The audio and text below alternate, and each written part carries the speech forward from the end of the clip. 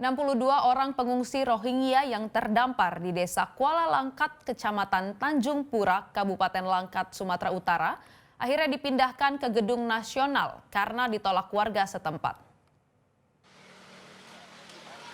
Sebanyak 62 orang pengungsi Rohingya yang terdampar di Kabupaten Langkat pada pekan lalu akhirnya dievakuasi ke Gedung Nasional Kabupaten Langkat. Evakuasi pengungsi Rohingya ini dikarenakan warga menolak kehadiran para pengungsi di desanya.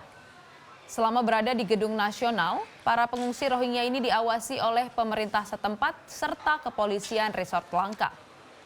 Untuk keperluan makan dan minum sehari-hari, seluruhnya difasilitasi oleh pemerintah Kabupaten Langkat. Pemerintah Kabupaten Langkat juga berkoordinasi dengan pemerintah Provinsi Sumatera Utara dan Lembaga Internasional Bidang Pengungsi atau UNHCR terkait keberlanjutan nasib ke-62 orang pengungsi Rohingya ini.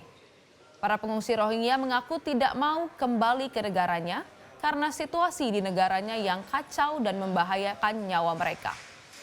Sebelumnya, pada pekan lalu, 51 orang pengungsi Rohingya tiba di Langkat dengan menumpang perahu dan masuk ke perkampungan warga di Desa Kuala Langkat, Kecamatan Tanjung Pura. Sehari kemudian, sebanyak 11 orang pengungsi Rohingya lainnya juga tiba di desa yang sama.